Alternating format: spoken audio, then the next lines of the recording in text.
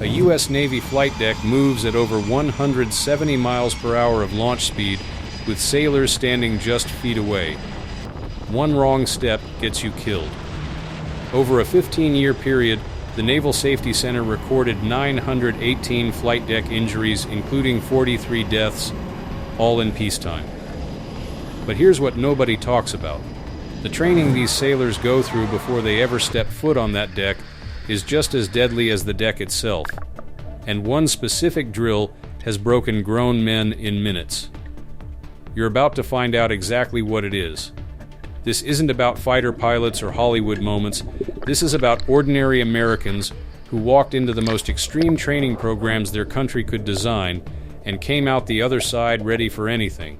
Some of these drills are underwater, some are inside burning compartments, some are inside your own head.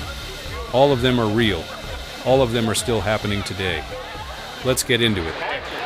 Keep yourself alive. Introduction. A U.S. Navy aircraft carrier is a city at sea. The Ford-class carriers, the newest in the fleet, stretch over 1,000 feet long, weigh 90,000 tons, and carry over 4,500 sailors. Those sailors don't just ride the ship. They operate it. Around the clock. In every condition.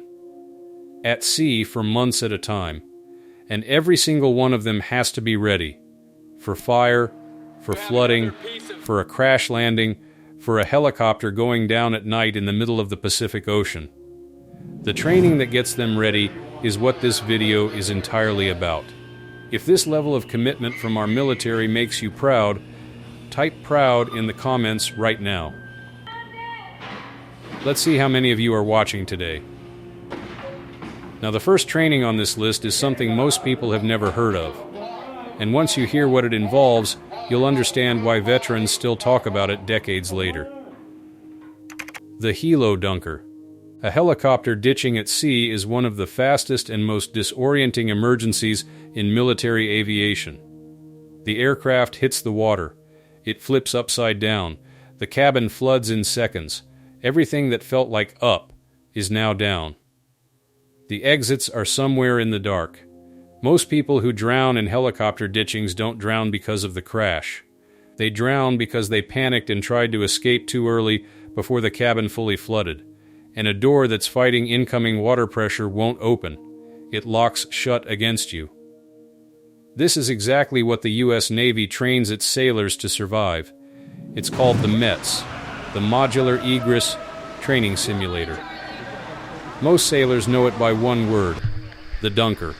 The METS is a full-size simulator built to replicate an actual helicopter cabin, seats, windows, hatches, and all. Trainees are strapped in wearing complete flight gear. Gloves, boots, helmet, flight vest, everything. The simulator gets lowered into a pool.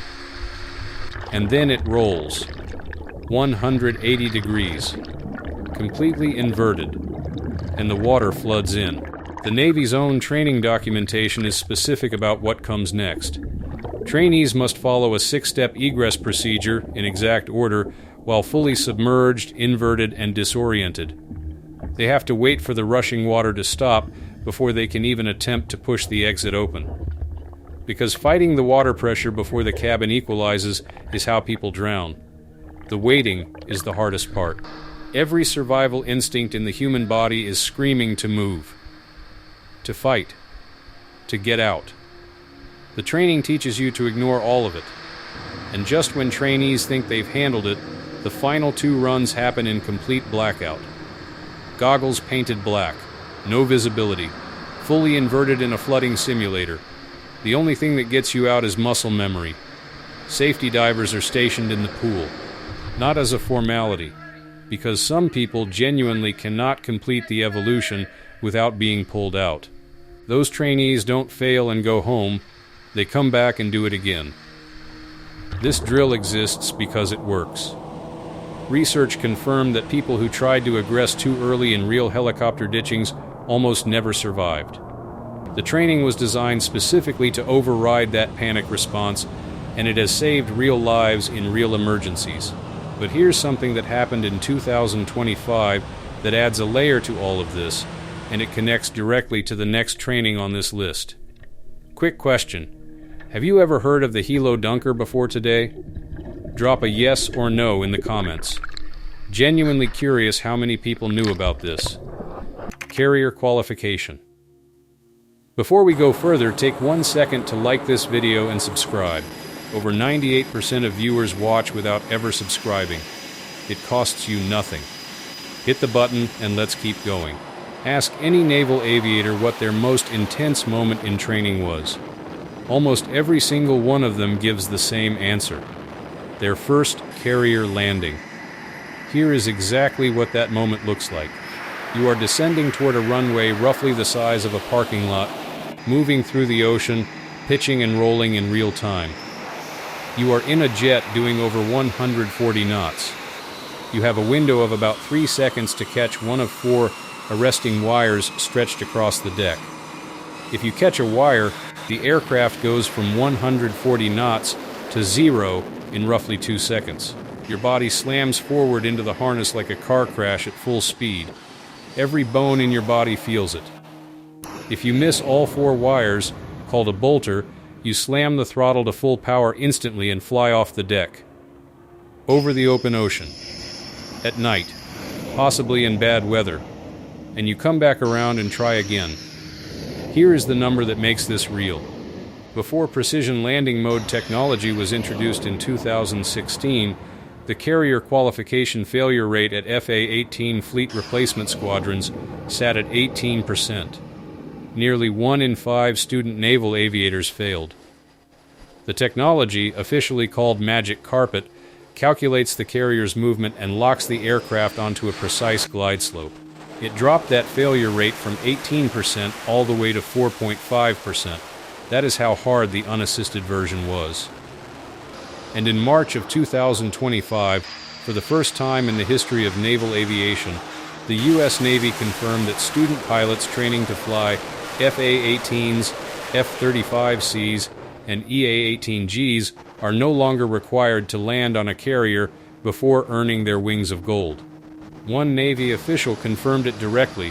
The final strike carrier landing qualification for training command students occurred in March of 2025. This is the biggest structural change to naval aviator training in decades. And it didn't happen because carrier landings got easier. It happened because the technology got better and the Navy needed to move faster. But pulling that qualification from early training didn't make the danger disappear. The Naval Safety Command's own data proved exactly that the following year. In fiscal year 2025, the Navy recorded 14 Class A aviation mishaps, up from 8 the year before. Nearly double. 4 of those mishaps appeared directly linked to carrier operations in the Red Sea. In the spring of 2025, USS Harry S. Truman lost 2 FA-18 Super Hornets within weeks of each other. One went down in a bad carrier landing, the other simply rolled off the deck and sank into the sea. An aviation expert who analyzed the data said it directly: as the pace of military operations increases, mishaps increase with it. That is not a flaw in the sailors. That is a warning about what happens when you push the most powerful naval force on Earth past its sustainable tempo. Now, before the mishaps, before the crashes, there was a fire. And that fire changed every training manual on every carrier alive today. Damage control and firefighting.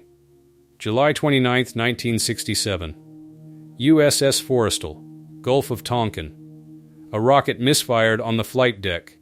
Jet fuel spilled and ignited. Explosions tore through the ship for hours. 134 sailors were killed. 161 injured. What investigators found afterward was devastating. The damage control teams weren't adequately trained for a fire of that scale. Procedures were outdated. Hose teams unknowingly made the fire worse by washing away foam that was smothering the flames. Chief Gerald Ferrier, the commander of Damage Control Team 8, stayed at his post to cool a bomb that had fallen onto the deck. He knew it was going to detonate. He stayed anyway. It killed him instantly. The Navy named a firefighting school in Norfolk, Virginia after him, and it rewrote every damage control procedure in the fleet. Today, every single sailor aboard a carrier, regardless of their job rating, goes through regular damage control drills. The Damage Control Training Team, or DCTT, runs these scenarios aboard the ship in real time. Simulated fires in smoke-filled compartments, flooding in sealed spaces, mass casualty drills. All of it while the ship is operational, aircraft launching overhead, ordnance being moved below. Sailors in full protective gear are pushed through confined spaces with near zero visibility. They seal hatches, fight fires, and report casualties, all under a ticking clock. What makes this training even harder is the operational reality around it. Military research found that most DCTTs are chronically undermanned, not because of laziness, but because a deployed carrier runs at such a constant operational tempo that there is almost never enough time between missions to run proper training sequences. The people responsible for training the crew are themselves running on empty. And yet, as recently as May of 2025, sailors aboard USS George Washington were photographed running fire casualty drills in the hangar bay while pierside in Japan. Because on a carrier, complacency is the first casualty. Here's a quick one. Which training sounds harder to you personally, the helo dunker or the firefighting drills? Drop your answer below. One word is fine. SERE School. There is one training program that every naval aviator is required to complete, and almost none of them will describe in detail. It's called SERE School. Survival, evasion, resistance, escape. The first two phases are physically brutal. Open ocean swimming, parachute water entry in full gear, life raft operations in open sea, navigation without instruments, living off nothing for days. The final two phases are something else entirely. The resistance phase simulates capture by a hostile enemy force. The details are classified, but the general framework is known. Trainees face mock prisoner of war conditions. Sleep is removed. Psychological pressure is applied. Interrogation is conducted using techniques designed to simulate real-world enemy tactics. The goal is not to make the experience realistic. The goal is to condition the mind to hold, to protect classified information, and resist breaking even after the body has been pushed past what it thinks it can handle. Veterans consistently describe SERE not as a physical challenge, but as a test of who you are at the core, what holds together when everything external is stripped away. Naval aviators who are deployed aboard carriers complete SERE before they ever fly a combat mission. Because if a jet goes down, the carrier can launch search and rescue, but it cannot guarantee a recovery. And between the crash and the rescue, the only thing standing between a sailor and the enemy is what SERE built inside them. That is not training for a skill, that is training for survival itself. The flight deck daily reality. Everything we've covered today, the dunker, the carrier landings, the fire drills, SERE, those are the headline programs. But the most consistent danger these sailors face is the one they show up to every single day. The flight deck. On a carrier flight deck, your jersey color tells everyone around you exactly what your job is and exactly where you must stand at all times. Green jerseys work the catapults and arresting gear. Yellow jerseys direct aircraft. Purple jerseys handle jet fuel. Red jerseys arm the weapons. Every person has a zone. Every movement is choreographed. And in 2025, a U.S. Naval Institute article made a direct argument: the flight deck hazardous duty incentive pay is not competitive enough to attract and retain sailors in these ratings. Read that again. The Navy's own professional journal published a piece arguing that the sailors doing this work are not being paid adequately for the danger they face every shift. That is how serious the flight deck is. A parted arresting wire moves faster than the eye can see. Jet blast from a fully powered FA-18 can throw a person off the deck. An engine intake can pull a sailor off their feet. These sailors train for years to avoid those outcomes. They drill every signal, every position, every emergency response until it is automatic. And they still go to work every day knowing the margin for error is measured in inches.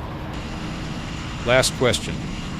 Do you think the U.S. Navy should pay flight deck sailors more for the danger they face? Yes or no? Drop it below. Conclusion. Every training program in this video exists because something went wrong before it existed. The Helo Dunker exists because sailors drowned after helicopter ditchings, not from the crash, but from panic. The carrier qualification existed for decades because landing on a moving runway in the dark with no room for error has to be rehearsed hundreds of times before it becomes survivable. The fire drills exist because 134 men died on USS Forrestal in 1967.